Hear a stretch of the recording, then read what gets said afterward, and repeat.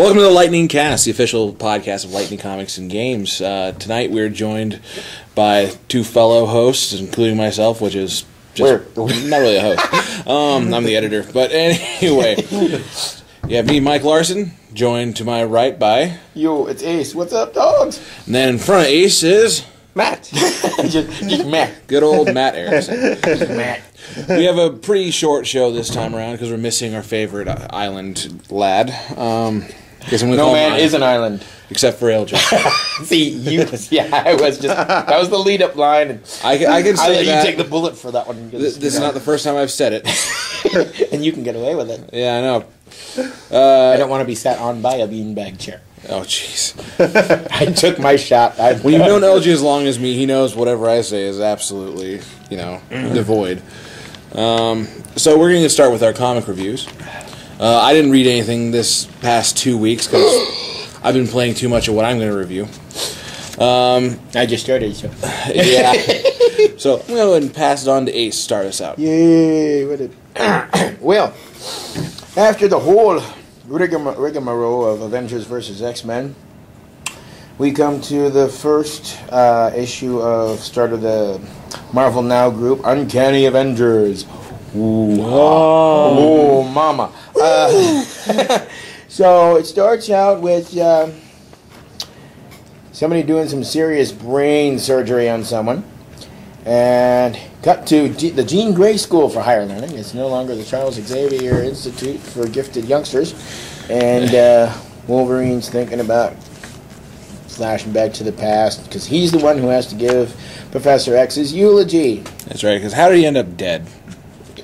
Cyclops killed him in the name of his dream of humans and superhumans and mutants all living together in one big jelly pot of happiness, And he goes on about, what I just said, people getting past their differences, kind of his version of Martin Luther King's speech. Yeah. Only done Wolverine style. Bub.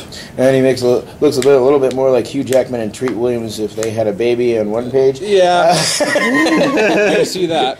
No offense to Hugh or Treat Williams, but Treat, where's your career? Anyway, then we cut to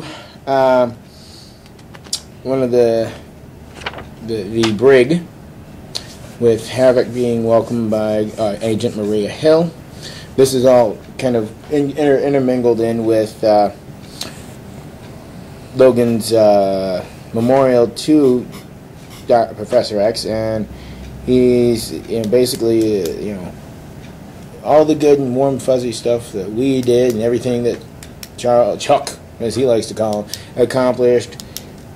It's like you're making sure we're doing it the right way, following his dream, but we failed. He died without ever seeing his dream come true. Because, as you know, at the end of Avengers vs. X-Men, they've got Cyclops held in the brig for his misdeeds, and Captain America's having that little powwow with him. It's like, we're both equally responsible. It's like, we didn't listen, we should have tried to coexist, and hey, look, it happened. But it's like all the costs of it. And the person visiting Cyclops in the brig is Alex Summers, better known as Havoc, his little brother. Havoc, yeah. Yeah. So he's like basically, kind of not really exchanging wonderful pleasantries with his brother. He just starts off with, we buried Charles today. And kind of, he's putting the whole serious, somber tones, like, watching Jean erode from the Phoenix, all this other stuff, all these people that passed on because of it. You had to make sure and double check that more people had to die, kind of thing for it. And I tried to do what I could. And it's like, sure, yeah. And it comes down to where it's like, Cyclops says, I learned better, and his brother goes, you didn't learn anything. You forgot everything Charles taught you. Then you killed him. So it's like, yeah. Now, the Avengers, Captain Thor comes along, and they're talking with, who are they? they're talking with Alex as he gets out of the brig. He's like, come have a cup of coffee with me. And one of the funny parts of the book is like, Thor's like, yes, this place we go to also makes lattes if you prefer. I do. So Asgardians like lattes, apparently. Yeah. And basically it all comes down to it's like, Cap saying, we want you to become an Avenger. Cyclops would have had your position. We need like a team leader to help bridge the gap between regular supers and the mutants kind of thing. It's like, you are, the right man for the job. He's like, you know what? I'm not Xavier, and I'm definitely not my brother. And, it's like, somebody has to stand up and fill in the shoes. And then, while this is all going on, the guy who got the frontal lobotomy in the beginning is Avalanche. And Avalanche does his, let's destroy everything. And it's like, basically, it's like, we could have coexisted, but you didn't want us, so I'm going to destroy the human race because of it. And with the assist from Havoc, Captain America almost gets him, but then he just says, you know what? The dam burst, the flow released, the inciting act is complete, and he basically becomes the martyr and commits suicide in his big gap that he's caused in the street. Everybody's all, they're trying to save as many as they could, but a lot of people died because of it. And it's like, he goes, I knew it would end like somebody, let's see, the interject. It's Scarlet Witch, and he's like, an absolute, I always knew it would end like this. He went to excite a crowd to violence, preached of peace and tolerance, and they'll tear you apart. But she's at the memorial for Xavier, and Rogue pops up, and it's like, pick up your flowers and get the hell out. You're the one that kind of pretty much caused all this. You're the one that said, get rid of mutants. She accepts, she goes, I know what I did. I accept my responsibility of it. Will Cyclops, and it's like, blah, blah, blah. The whole, somebody needs to, they're trying to make somebody into the martyr of why this all happened. And Rogue just hauls off and hits her. And it's like, I can absorb other people's powers. And she goes, it's not working. What the hell? No, it wasn't me. It was a new bunch of mutants that come in. And you've got the goat-faced girl. I kid you not, the goat-faced girl. And apparently she was the one responsible for the explosion. And there's this bat woman who has she has living wind, and it's like, it's her voice upon the wind that caused destructive powers. And there's a dude that can turn into a half insect. And he's going for Rogue. Scarlet Witch jumps in the way and gets his pincer right through the midsection. And she sleep now. Get what we came for. They basically destroyed when they entered the memorial for Charles Xavier. So, cut to a huge, looks like the Legion of Doom, and you get somebody performing surgery on someone, and he's like, why chase relics? It's like, perhaps we should resume our hunt for the Cosmic Cube or the Bloodstones. And it's like, why chase relics when the most powerful weapon on Earth is unguarded in clear sight? Failure has always stemmed from someone looking to an outside source. They will not be able to take this weapon from my grip. I will be the one with the power. The final page, it's the Red Skull performing a lobotomy on the corpse of Charles Xavier, taking out his brain. So he's going to do a Dr. Frankenstein on himself and give himself the brain of Charles Xavier instead of, his constant pursuit of the powerful relics. He's going to be the powerful person on the planet. So I would, for a start-off-ish, I would give it at least 3.5. Guardians love lattes out of 5. Okay. I'm interested to see how they do these new mutants. I mean, I'm not too thrilled with, goat-faced girl and the others to be unnamed and that kind of thing.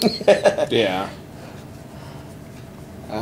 So, I'll pass. Well, we'll just take turns, and I'll let Matt review them. And then Okay, it'll kind of lead into my second one, and then that'll lead into his second one. All right, so I start off with Evil Ernie. Okay. What is Evil Ernie about? Okay, in the summarization, he's pretty much a really vicious killer. Like really, Okay. like in the storyline, he says that he killed 665 people. Wow. Yeah. In one weekend, I didn't have anything better to do, so I just sneezed and. No. And pretty much he, what starts off with him with the family in a car, and he takes the car and pretty much wrecks it and kills everybody in the car. But then after that, they show... Was it Ernie driving? Or? Yeah. Because you see him talk to the kids, all of a sudden you see Ernie in the car, and then all of a sudden he wrecks the car, and then they don't really show what happens to the family, so I assume that they died. I don't know, I think it might have been. When I breezed through, it kind of looked like his dad. Oh yeah, at first you're right, it was his dad. It was his dad that decided to destroy the family. And you talked about Ernie on Sesame Street, why that was before that happened. Yeah, because he'd rather be called Elmo instead of Ernie. Yeah. Apparently. But thanks for correcting that. No problem. From what I remembered, pregnant mom flies through the windshield. And that's the one, and she's pregnant with Ernie? Is she pregnant with Ernie? No, Ernie's he's like maybe like 7 or 8 at that time. Oh, okay. Okay. So what's? But then pretty much after they show him as the kind of flashback, Present day. He's in the penitentiary, already his death sentence. Yeah, and you kill 665 people. Yeah, you kind of. Yeah, and they're pretty much saying that he's the youngest person to ever have the death sentence.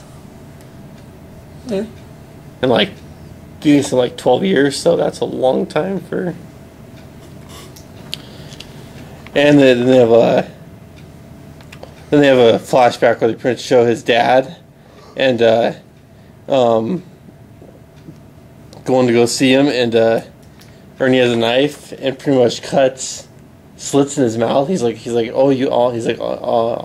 I'll make you smile, and he starts Pulling a Joker. Yeah. Kind of similar to the Joker, yeah. Nice. And at the end he says, "Who's smiling now, Dad? Who's smiling?" Yeah, pretty much he says that now to him. And of course, next is the news, kind of reporting the big death, execution. The execution. Ernie. And of course, they're talking to him, and his father pretty much says, hooked up to the old inevitable electric chair. Yeah, they got him hooked up, and then pretty much his dad's watching. He goes, "Now who's smiling now for payback?" Right. Yeah, I may have killed your mom and your rest of your siblings, but you sliced me up. But now I'm going to watch you fry. It's all in the family. And pretty much they're pretty much making fun of him until his death sentence, and then. And and this is then they after that before they do the execution, he kind of has like he like sees people in like evil forms. That's kind of like his. So it's almost like you can see he can see. In other words, you're saying he can kind of see the true evil inside of people. Yeah, even though they look normal. Yeah, he kind of has that. He kind of has that power. I see what forgets you other. But very unstable, though. Of course. Yeah. Doesn't understand what it's about. And then, right before that happens, they finally kill the switch on him. And then his father is pretty much like, the devil said hi for you, pretty much after. And then they get ready to move the body, and all of a sudden this big green aura in the sky. And then they lose power in the prison. And then this big force comes down onto Ernie, and he's still dead in the chair, and starts ripping out his organs and everything. And then he starts actually coming alive. And as you can see, there's all the organs coming out of him. And then pretty soon you see him through his grin and all that starts to form with it being all fleshy, and his father's like, "Oh crap," pretty much. Yeah. So we're giving you this power, but we're going to take everything. And then that button. Oh yeah, because I was trying to say he thought the button was talking to him. The button actually turns alive at the end of the. It's a little smiley face button. And pretty much the devil to give him an assignment, pretty much. Okay, so basically he was this mass murderer that gets put on trial, obviously convicted for murder, put on death row, They try and kill him, and Satan goes, no. Yeah, pretty much. pops up. I have an agent of evil. So he kind of set up. So it's like Spawn, just more grody. Yes, Yeah. pretty much. Except for Spawn, guy And there's didn't kill and there's there's some more humor with the button and stuff. In there. Yeah. We're talking smiley face. Okay. We're going to start here. And I Happy gave that smiley one face. 3 evil buttons out of 5. Evil happy buttons. Yeah, Happy evil buttons. Happy evil but buttons. because it was good, but it wasn't like really it still got enough to hook me Yeah, into it. it's just starting out. So, but at least it's grabbed you in some form or another. Yeah, supernatural. in a weird, well, yeah. 'Cause I'm drawn to supernatural stuff too. Nice. Well, on to my next book, which is one shot by Marvel, Marvel Zombies Halloween. Yay, it's the festive time of Samhain, so they threw a one shot of all the Marvel zombies, and it basically starts opens up like The Walking Dead. You got a house, and there's a whole bunch of zombies getting blown their brains out, which always, and a mom and a kid are in the house, and it's like, a kid's going, I'm hearing something on the walls, and mom says, have you been watching the monitors? It's like, yeah, I would have known if something would have got in, but there's something in the walls. So mom comes along, she hears it too, blows a hole in the wall. Hey, look, an entrance for the zombies to come in, you would think. And it happens to be a little black cat in the wall. So it goes on where they're talking about the kids learning how to count the days down and spelling, kind of doing the whole mom and kid after the zombie apocalypse, going, hey, you're learning your stuff really well. And it's like, what's Halloween? Because you had never known Halloween yet. And it's like, well, before back in the day of me and your dad, we celebrated Halloween. We went out and did costumes and that kind of thing. And they've got booby traps set in the yard, and it cuts to the outside. When they're talking about it, and the zombie steps on a landmine, blows himself up. And it goes on where the kid goes, well, can we celebrate Halloween? It's like, we're gonna, we got to keep ourselves alive, but it's like, can we do this and can we do that? And it's like, no, but it's like, but there's now we have the cat. There's 3 of us again now that Dad's gone, and it's like, it'd be fun for somebody else. If we don't get to have any fun, basically, what are we staying alive for? So they put decorations around the house, and she finds this costume for him, and it happens to be a Wolverine costume. And she puts it, gets him, and he's like, she goes, perfect. What do you think? It's like, this was for a hero. You couldn't find a Spider-Man, and not everyone would agree, but he was always my hero, small and fierce, just like you, kind of thing. And he's like, yeah, this is all great. They carved pumpkins, and it's like, she's like, okay, what's wrong? Well, you just said there'd be candy. Okay, it's like, I'll try and make my way into the store and get some candy if I can find any. And he's supposed to be watching the monitor. He's also watching the cat. Nope, the cat escapes outside, which leads the kid to outside. And everything's desolate. He finds one house with a light on. Goes to the house, and there's this crotchety old man, kind of like Herbert, only with red hair and a beard. But he's not perverted. And it's like, he's like, well, what the heck are you doing and dress so foolishly? It's like, Halloween. No, it's actually the 30th of October. You're a day off. And it's like, well, you're right. It's All Hallows Eve. And a ridiculous idea for a holiday, if you ask me. I much prefer what they call in Detroit, Devil's Night. And it's like, well, I'm not, kind of trick-or-treating, but I'm looking for my cat. And it's like, you know what? You gotta, basically he's telling you, with the way that it is right now, you really should be out trying to find your cat or even trick-or-treating. He goes away, he turns around, and then he turns back, and the house is gone. Sees the cat again, runs into a rabid squirrel. What he thinks is his cat, but it's a possessed squirrel. And he runs basically into the members of the Avengers Academy, but they're zombies. And you got Darkhawk and I don't know all the names. They're the huge red guy, and they're basically chasing the kid around. And it's like the guy with the red skin is breaking down the school. It's like you kind of in mine eyes, we've seen the glory of the gutting of the school. We have eaten all the teachers and broken every rule. We'll broil the superintendent, puree the principal. The youth is marching. And the rabbit squirrels belong to Squirrel Girl, who's also undead. That's one of the only Adventures Academy people I know. Squirrel Girl, because she's such a ridiculous hero.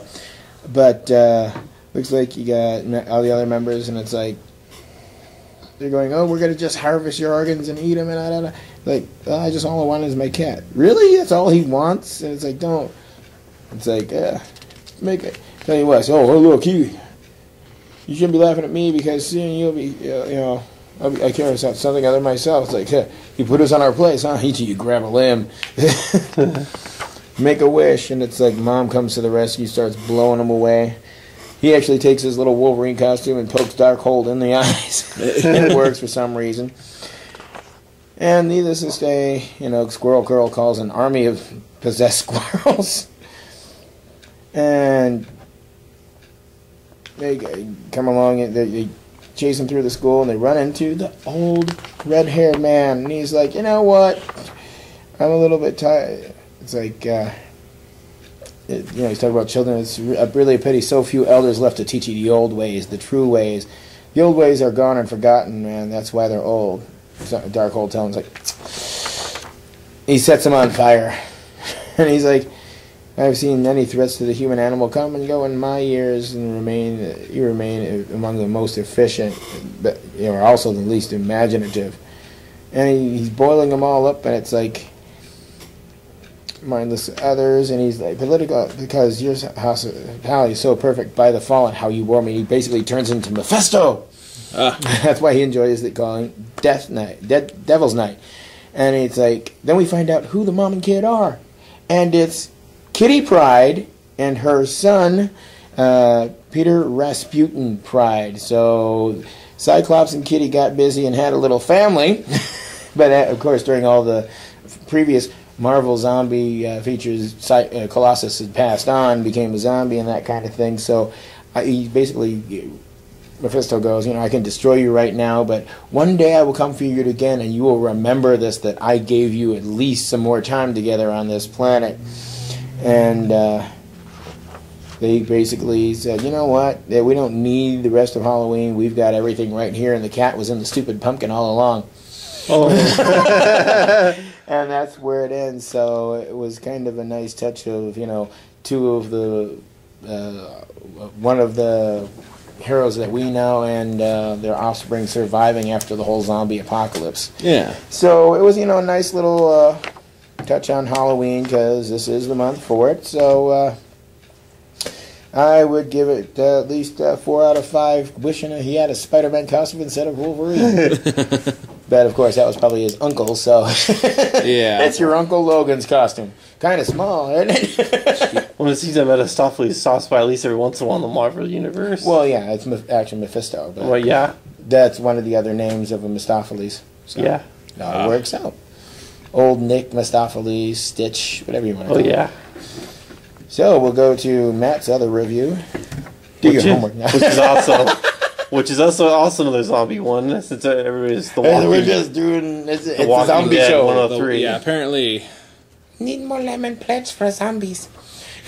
Well, it's all been weird. I mean, with Uncanny Avengers, you got a brain getting pulled out of someone's head. You've got mass murder getting revived in Evil Ernie, and then you've got obviously Zombie Halloween. Yeah, Zombie Halloween. Now we're on to The Walking Dead. All this and zombies too. Which pretty much starts off with Why seem so cheery now? Which pretty much starts off with actually a guy fighting a zombie, which he's kind of covered, so I can't really tell who he is at the moment. And it's let's see. No, part of it There's zombies getting killed. No, it's one of them's Rick. I think. Yeah. Good old Rick. But anyways, it kind of starts off with him and his wife talking pretty much after that. There's a little discussion about Carl. Is it kind of close to where they are now in the show? Is it where they're in the prison, or are they in... they find like another safe refuge? Actually, I think they are actually in the prison right now. Ooh, it's starting to sync up. Yeah. Pretty much they're fighting about whether, and she just wants to. She's tired of Rick pretty much, so she wants to take off with him, and he keeps trying to pull him back together. She wants to take off with Carl, and Rick Yeah. is trying to keep them together. It's like, okay, my question is who is going to perform the divorce? That's true. Where are you gonna go? Where are you gonna get a divorce from? You gonna find a divorce lawyer in these day and age? God. Well, I'm dead. Your marriage is dead. So okay. And then there's a kind of a bully guy. His name's Negan, and he wants Negan. He wants to pretty much rule All the survivors. Yeah. I'm gonna take over as leader. 'Cause you suck. So pretty much they mentioned with him coming in. But Rick has carried the crew for over 100 issues. Yeah. Well, the other thing is, what was it? Negan was the one responsible for killing Glenn, as far as I remember. So he's a big threat right now with what's going on. Yeah, that was the one. Yeah, I remember that one issue where Glenn died. It was issue 100, and I'll never forget that because I want to see Negan's head splattered at this point. Yeah. Oh, Rick does not like it one bit. I will tell you that this issue, Rick does not like it one bit. No, of course not. Somebody you've had along with you for quite some time run into this other guy, and he just goes, "Hey, sacrificial lamb." And then they have all the supplies. He's banging on the door, the cage with his barbed wire bat, pretty much saying, "Let me in." Pretty much that's what happens next. That's the whole fun. Yeah. And I think he actually has his little scene actually has a connection to Rick's wife. So in other words, he wants to try to, of course, hook up with her too. Figures. I get rid of Rick. I get everything he's got. Yeah. His wife, his kid. Yeah. That's not how things work, but okay. He was trying to. He's trying to. Yeah, he's trying to get it that way. Yeah. Well, George Carlin once did a riff about that, but we'll get into that in a second. Eventually, just showing like walking through the prison where they have all the people are staying, and there's actually there's some houses around it too, so it's not just all purely Right. was probably where the staff would have stayed in probably. Yeah. Exactly. And then of course he's trying to show the top dog here to like Carl and stuff and try to scare Rick. Mm-hmm. And pretty much they start stealing stuff. His men start stealing stuff out of the prison, like all their supplies and medical stuff. Yeah. So they're starting to point guns on them, and they're trying to get away. And then Rick's talking to Negan again, and Negan's trying to do. He wants to take off all the supplies. He just wants to leave them with not much left. Yeah. And then, pretty much he has a not very very colorful threat to Rick at the very end of the issue, with him wanting to. With the expletive deleted. Yeah, pretty much with him saying that if he pulls something, he pretty much wants to kill him, kind of that. Right. Step out of line again, and now prove what kind of man you are to your kid and kill you. Kind of, yeah, pretty much that way. Yeah. So that's how the issue ends. Pretty much just Negan's the big threat still. Yeah, and like I said, he's one character right now I want to see in comics that just gets himself splattered somewhere. Because I say you drug him and throw him out to the zombies. There you go. Yeah. I wouldn't even drug him. I would knock him out. Knock him out, tie him up, leave him for. But with this actually had a pretty decent storyline, so I give it 4 walkers out of 5. Okay. 4 out of 5 walkers. Yeah. I can go with that because it's setting up. It's your typical issue where it's like, well, here's how bad we can make this guy. We can make him public enemy number 1 as much as we can, and his last quote in that book is what really pisses me off. Yeah, that's what I'm saying with that. Yeah, it's a very colorful. That's what I said. He said it was colorful. It's a very yeah, you can tell what he's talking about. He put it a different way. Yeah, and I basically he just says, I came in here, beat you up, and you thanked me for it. Yep. With more. Yeah, that's superlative. I didn't want to say that on the podcast, but yeah. Yeah, and for those of you read the book, you'll find exactly what he actually says. So it's issue 103. Issue 103. So you give out a 4 out of 5 walkers. Yep. So for those of you who don't know what we're not talking about like the old man cane walkers thing. We're talking about the zombie walkers from Walking Dead. Of course, depending on how old you are, it could be the same thing. Yeah.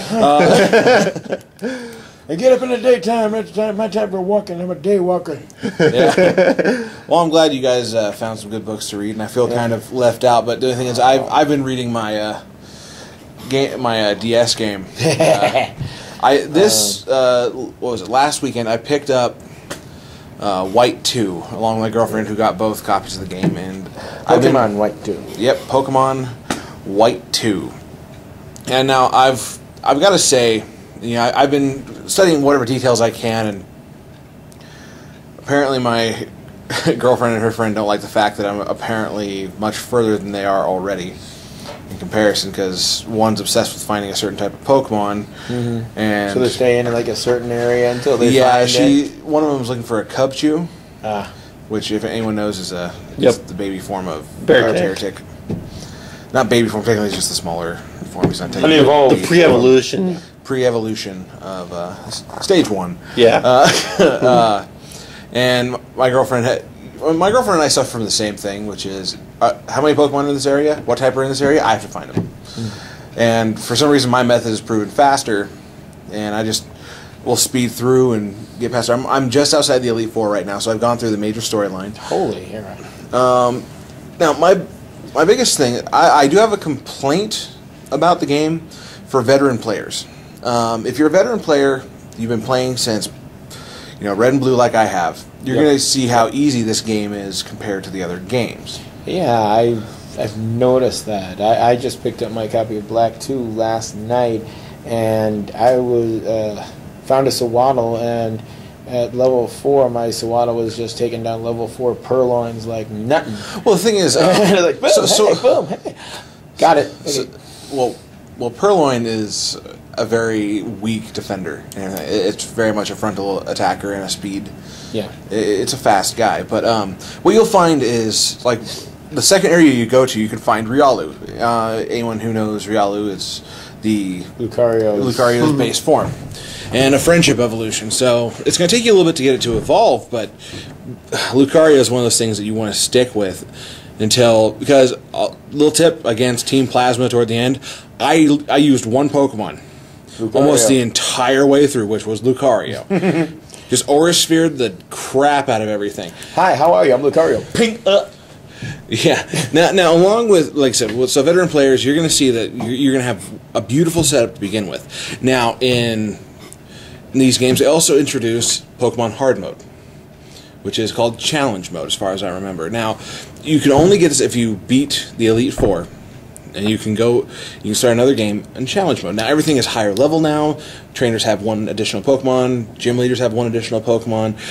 Their levels are about 2 or 3 levels higher, so that's actually a big difference. And you keep all the same Pokemon you I have? don't believe you do, to be honest. I have yet to go through it, and if it requires me to start over again, I'm probably not going to do it, because I'd rather keep what I can. But you can unlock Challenge Mode by linking to other games that I already have. So now they also introduced the Easy Mode, which is, I recommend for anyone who has no idea about Pokemon or can't really get into the first flow of the game. Now, there's some people that just really are like, I don't know what to do from here.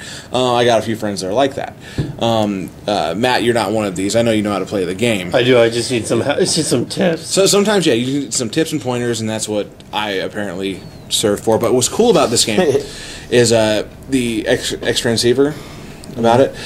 What you can actually contact characters from the original Black and White. You have Charon, who's now a gym leader, and Bianca. Now you can contact Charon. He'll let you know what Pokemon's abilities are, like the ability Damp or Static or like that. It'll let you know what any additional abilities are like that. Because if you have Static up front, you have a higher chance of running into Pokemon that are Electric type.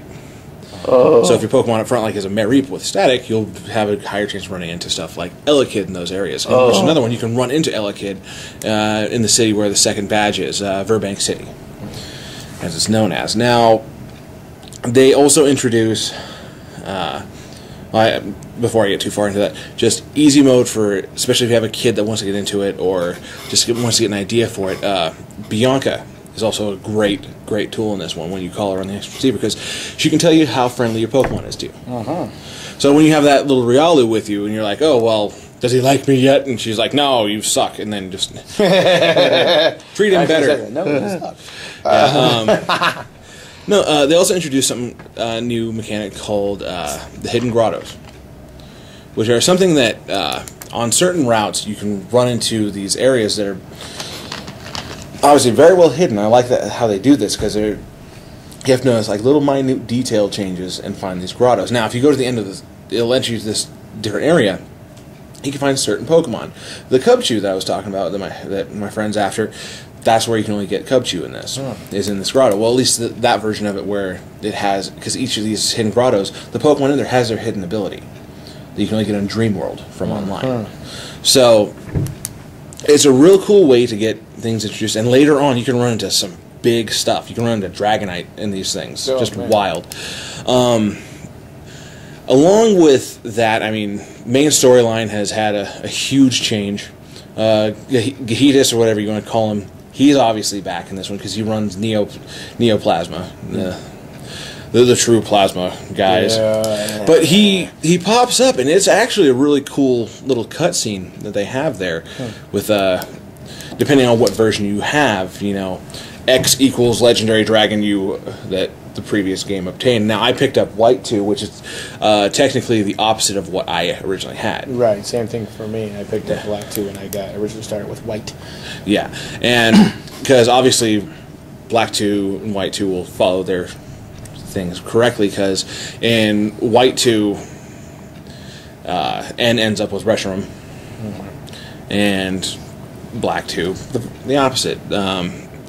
And it's really a cool thing to see, because he does make another appearance. But if you link with an old game with the memory link, so wait, on Black 2 you actually get Zekrom instead of Resh? Or? I guess so. I'm not entirely certain. I haven't gotten the legendary for that one yet, because I'll let you know before the Elite Four you'll encounter this great fight where you get to see the White Kyurem or Black Kyurem, and you have to face off against them. Well, I ended up beating him in like three shots, but they're powerful. Now, he just gets a whole makeover. Now he's got the whole lone, I don't want to say gunslinger, but he doesn't have like the hat. He's got the cloak, the loner look. You know, he's got the plasma sword, which is actually a staff or whatnot. And he looks really cool in this one, I had to admit, but... I save the princess, I become Link. yeah, kind of like that. No, say if you're back on that veteran player, you're going to see how easy this is to go through. I haven't gone through challenge mode, which I hope I don't have to delete my old game, because I ran into a shiny Patrat in mine. Yeah. Now, another thing they introduced in this is if you fill out your Pokedex completely, 1 to 649, I think it is, or somewhere around there. Someone's going to quote me up on this one, but you can go and get something called a shiny charm, which ups your chances of running into shinies in the wild. Obviously, if you play Pokemon, you know what a shiny is. I wish I had a better term for it than shiny, because oh my god, it's a shiny. Look at that, shiny.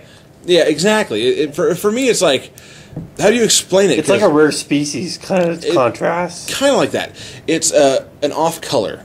Yeah. Which my Patrat doesn't have, like red eyes. It's got these green eyes, and it looks really cool. Now, another thing they added was Pokestar Studios, which is actually kind of fun to do. Just hopefully you don't flunk out on it, because what you do is you go in there. It's basically still a Pokemon battle, but you have to fit to the script as they give it to you. Now, first of all, first time you go through these certain things, you have to run with their Pokemon. They give you this rental Pokemon, and you're like, okay, well, what are you going to do against this? Okay, well, I'm going to throw this at it. And you go like that, and then you go to the theater where they've already got it set up for you, and you get to see the film you just made. You find out, because they put you on a green screen, so you don't know what you're attacking at times. And you get there, and it shows what you were attacking. There's this big old red blob, this giant woman, like, stories tall that you can't even see. You're just attacking her feet. I mean, you've got your typical world domination plan, and one of the previous gym leaders, Bryson, shows up in there, because in this game he is not a gym leader, because you know who Bryson is. He's the ice gym leader, yeah, which was replaced by a new water guy. I don't even know his name. So I think it's like Marlin or something like that. Something very simple. Yeah. He's one of the most laid back gym leaders you can find. Don't hurl the shell, dude. Just wax. Kind of like that. Kind of like that. He's also got one of the weirdest tan lines. You'll understand. I don't want to. Well, you can tell he sits in the water all day, like from here up. So, like, literally, his feet are like no tan whatsoever. It's weird, but it's also funny. The other gym leader they introduced, which is your second gym leader, because Marlon or whatever his name. God, I know it's not his name, unless I'm doubting it's his name. I don't know. I don't. No, but you have the poison gym leader, who's the second one. Marlon's the eighth, and she's actually she's a rock star. As is, you walk into her gym, I recommend you turn on your volume on this one if you're not listening to it, because she actually is singing Pokemon. Like she's like Pokemon, Pokemon, and she's doing this going along, and I'm like, I challenge you to shut her up. Really, I don't care how cute it is. I'm like, no, shut up, quiet, stop. Like, because up until Black and White, there was never a true vocal in the Pokemon games, because in the original Black and White, if you go to this one bridge, the village bridge, and you talk to these different guys, one's playing a guitar, in the background a guitar starts to play, another one is playing flute, and starts like that. And you talk to the one last guy, he actually starts singing. It's the only time there's ever been a true audible human vocal in there, because originally in Pokemon Yellow, you had Pikachu's sound bite. Well, yeah, you turn around talking, like, Pikachu, and it sounded like he's speaking through a cyborg or something. My God, Pikachu, you sound horrible. Pikachu. So, no, there's... This time it's personal. Yeah. I can agree with that. And no, you don't run into Pikachu in this one, as far as I've seen. I've checked high and low. Another thing they added to the Pokedex, though, which was actually very, very long since overdue, which is the habitat monitor. Which you'll notice if you go into your Pokedex, you have two options. You have the regular numerical mode and then the habitat. And it shows you what Pokemon, if you run into them before through battle or whatnot, if they're in the area. And after you complete it, you'll get a big red stamp saying if you've captured everything there, you get a full red stamp. If you've only run into the types, it'll be a hollowed out red stamp. And then it'll finish it off. That, for anyone who collects Pokemon, like me or my girlfriend, you see that as like, this is a challenge. Like, and you go through, and that's what, for some reason, I've gotten most of the stuff in the areas before, and I just leave it. And so my stuff's filling out pretty quick. And they introduced surfing, obviously, like mid to end of the story. No fishing yet that I've run into, but they, even in Black and White, they introduced that after the Elite Four. What else did they introduce? I mean, the old gyms that you were in before have completely changed the way you go through them. Any other questions you guys have about this new generation? No, I'm actually, enjoying going through, because you start off in a different town instead of... Well, yeah, if you look at the town map. The other end of the town map instead of, hey, look. Yeah. And for me, I always, like, my rival or my neighbor, I always name it, like, other games, I've named it after my wife, Lindsay, and, like, I think in Black and White I named it Vincent, and in this one I'm like, you know what, I haven't challenged you yet, Logan, I put my baby's name in there, okay, come on. So, okay, speaking of people, the rival in this one, he's kind of a unique rival, because... He's got like some master plan from what I've seen so far. He's not necessarily a master plan kind of guy. He had your rival in this. He's really, really determined. I'm going to say that, with a broad spectrum. Because when you meet him, he doesn't choose a starter at the same time you do. That's right. He already had. He had one that he had hatched from an egg, and you end up facing off against it. So, and obviously, it's going to always end up being your opposite. Yeah. As it is, because you run up and there's Bianca in your hometown. She's got this case with 3 Pokeballs in it. And so he's like, let's go get you your Pokemon. And you race him up there. And you meet Bianca, and you don't have to go to Juniper's lab. And which one did you start off with this time? That's an interesting story. Because here's what happens, and I know my girlfriend's going to hear this. I know her friend's going to hear this and be like, well, it wasn't like that. And it probably wasn't, but this is how I interpret it a little bit.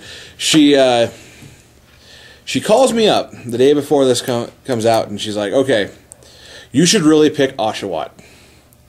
And I go, and why is that? She's like, well, because my friend wants to get Snivy, I want to get Tepig, and you should get Oshawott. I'm like, I'm glad someone's choosing my starter for me.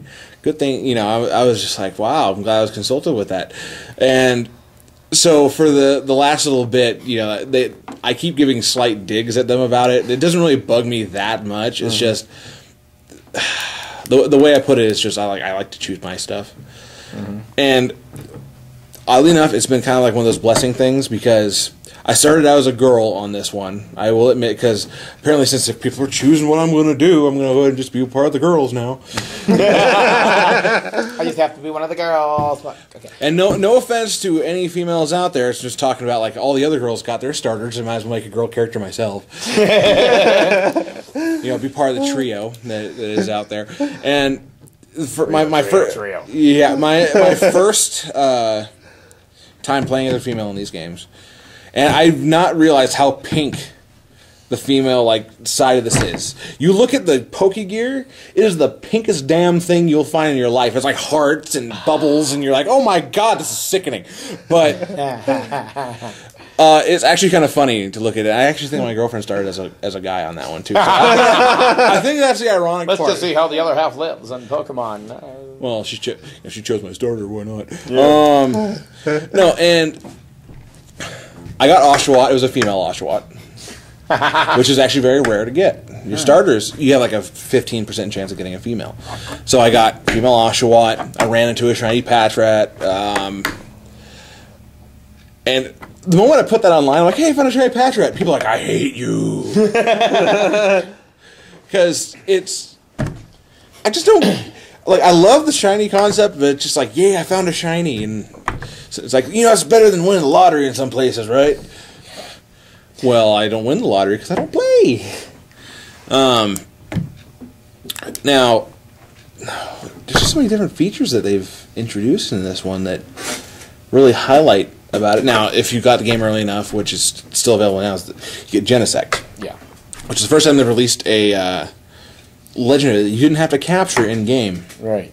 That was a small level. Like, this is level 15, so you can use it from the beginning, actually. Yeah. And it's cool. I don't use him. It's not part of the challenge. I was glad you could find Growlithe early enough in the game. Mm-hmm. Now, I have an Arcanine that's just... And Growlithe, I recommend you keep him. Keep him good. Train him up until he learns Outrage. Because no one sees that coming. Whatsoever. Cool. In this one, you can't find Dino in the wild. You can find Zweilous. Because in Victory Road... I'm going to warn you now. The Victory Road is a bit higher level than it was in the other games because you actually you get all 8 badges. Then you go to your storyline of the, Gigas has done this and Team Plasma and you have to go take them down. Blah blah blah blah blah blah blah blah. Obligatory bubble. And you go through that. You end up going through Giant Chasm before going to Victory Road. Now, Giant Chasm, if you played Black and White, is where you find Kyurem originally. Mm-hmm. You go through Victory Road, and Victory Road is actually pretty. It's pretty straightforward getting through there, but there's a lot of side things you can do there. You can find different trainers. You got to find Zweilous and Druddigon are only available in one area, and you have to figure out what that is. My clue is if you run into a Druddigon, there's Zweilous in the area. Gotcha. So there's only 2 Pokemon you'll find in that chamber. So take these and these hints. Take these nuggets and put them in there. I'm still trying to figure out how I've managed to go through all these things, end up outside the Elite Four before my girlfriend has been able to. Right. Because my wife really doesn't play that often, and I got her Black, the original Black, and I actually had to take over for us because I was trying to get like a Gothita on that one because I didn't get it, so that's why I got Black too, so I can get a Gothita. And it's funny that you picked a girl because I still went with a guy. Yeah. And after all the many years I did Rocky Horror, you'd think let's see, let's go back to see what the female side does. But then I think I started with an Oshawott because White I started with a Tepig, had somebody breed me a Snivy, and then bred me a Oshawott. I think you were the one that bred me the Oshawott. Yeah, I got that for you. And then so I started with an Oshawott this time, and so. But I've been having fun with it. It's like. I'm looking, and then Sunkern pops out, like, oh crap, and then my swaddle accidentally killed it off, and then my battery dies. Like, no, well, you'll find more Sunkern. Oh yeah, I did. Like after I put the charger in, it's like, oh, Sunkern. Oh, there it is. Oh, there's a note about if you link with another thing. If you link with the older games, your storyline from Black and White will actually be put forward into Black and White too. Ah, cool. And so my girlfriend, she's like, you should really let me do this, and she has this habit of saying this. You know, you should really let me do this, or you should really do that. She's saying, you're going to let me do this, you're going to do that, and which usually I don't listen anyway. But she just goes, okay, you should let me borrow your DS so I can link with this. And I'm like, whatever. I didn't say yes or no. I leave the room and come back, she's just doing it. And I'm like, okay, whatever. And she's like, when we do it to yours too? I'm like, yeah, what not? And you do that, you finish, you go to the Pokemon Center, you talk to this breeder that's there, and he will take you through this flashback of N when he releases Pokemon. Mm-hmm. And it brings up my character Miko from the original one, and I'm like, what? And it works into the rest of the speech of the game. Well, there's another feature about that happens. You can run into N's original Pokemon in the wild. Whoa. As capturable characters, because you'll talk to one of the original stages of Team Plasma, one of the guys that's separated from them, and he's like, "Well, the man we used to follow, and he had this Pokemon. Take this; it's a Zorua." Mm-hmm. And what's cool is it grows just like a traded Pokemon. Nice. Now, if you run into him in the wild, like you'll run into his Purloin, his Darmanitan or Darmok, I can't remember what it is, Sigilyph, they'll have this sudden shine to them. And you'll see it looks like a shiny at first, and it says someone's a Pokemon has shown up. And when you catch them, it treats them like a traded Pokemon as well. And it's actually really beneficial to do that because if you have those Pokemon, it unlocks more storyline to go for it. Because when I ran into N later, which big spoiler, you're gonna run into him. I had Zoroark with me. He was like, "Oh, is that my Zoroark? That's so cool!" Like, he just had one of those moments. God, I've been going on too long about this, but. Well, it's okay, you didn't read any books, so. Yeah. So far, the game is proving a heck of a lot more enjoyable than I thought it would be, because I thought it was just going to be more of the same. Mm-hmm. And every trainer you run into now has their animation that pops up. So you run into like the little youngster Jimmy or whatnot, and he's throwing a Pokeball somewhere, and he's doing something. You run into the corporate exec, and this girl dropping her Pokeball on the ground, picking it up, and... obviously, every one of that certain category is going to have their animations to come up, and obviously every gym leader has it. And the girl from Burbank, she has this gigantic guitar that I don't know how she plays this damn thing. One Piece. Yeah. Ratings wise, for the fact that veteran players, they might have a hard time understanding how easy the regular mode is compared, because it's supposed to be how it regularly was for you. Well, for me, you introduce a Riolu in the beginning, you're going to be running through everything. But ironically enough, my biggest use was obviously my starter. Yeah. And you also run into Alder very early on in the game. Yeah. Because Alder pops in, you get to meet his grandson in this one. And he's a little expert, just like him. I mean, if you ever see Alder in the anime or whatnot, he's a very cool character because he literally goes like head to head with a Bouffalant. The Afro Bull, Tauros from the 70s. Now I know what I'm going to call the one I'm going to. Afro Bull? No. Shaft? Nope. Be Dynamite. Yeah, I was going to say, I'll see if we can go down that path. Because I got Miss on T. Yeah.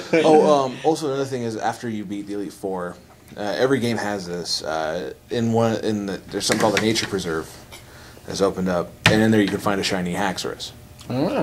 So fully evolved, badass looking, gray and red Haxorus. Nice. I've yet to run into him because I haven't made it that far, but I'm going to probably challenge the Elite Four probably tomorrow after I get off work, because I got Pokemon to do tomorrow anyway. So get yourself ready for that. Sweet. So ratings wise, I definitely give it a 4 out of 5 sequels, because I might give it a 5 out of 5, depending on how the Elite Four goes out and how the rest of the game comes in. But obviously, there's technically still Melodia. Yeah, which has not been released. I mean, which it will be. It's actually been announced that they're going to have an event for her. So sweet. Finally, I got my Keldeo. It was too late to get one for my wife, so it's like, yeah, I don't have. I got one. You don't. Oh, that's another thing. You run into the trio. Tracking. You run into them as regular storyline characters in this one, so you can actually capture them. You don't have to search for them very much. I was walking on a route, and I'm like, oh cool, there's these trees I have to cut down. And I look up a little bit further, and there's Cobalion just chilling there. I'm like, cut the tree, I need to get him. Get over there, and it's just, I find out that's how it's going to be normally. And then another route up, you'll run into Parisian, and in a giant chasm you'll find Terrakion. So I have all 3 of them. Transfer your Keldeo over to those games, so you can get the Resolute form and all that. Definitely. Well, any questions? Anyone? No, you've been talking about it for a while, so I've been learning about. I recommended it for you because it does really get you a good start. If you ever had a problem getting past a few different things, it gives you a lot of outs for that. Because especially if you have a Lucario by the second gym who's all poison. Look at my immunities. You can't touch me, poop. What's AIDS?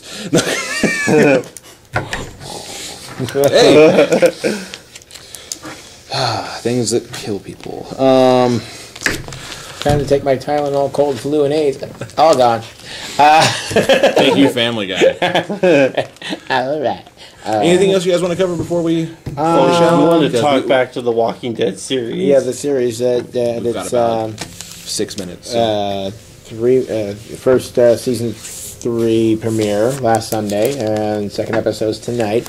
Basically, you run it down. They basically start out with little bits from last season where everybody's getting kind of ticked off at Rick. Why is he the leader? This, that, and the other thing, and a little back to flashbacks of Michonne saving the one blonde chick. I don't know her name off the top of my head. And basically, they come across the prison. It's surrounded by walkers, so they battle their way in. And then they realize, there's no power. Yep, okay, everybody, we got to go down this way. You guys caused a distraction, so I can make it through the yard. You poke out the eyes or shoot the zombies in the head. And, stabbing weapons only, so we save on ammo kind of thing. Hey, come back. And so they make it into the prison. Rick and his wife kind of have a tete-a-tete.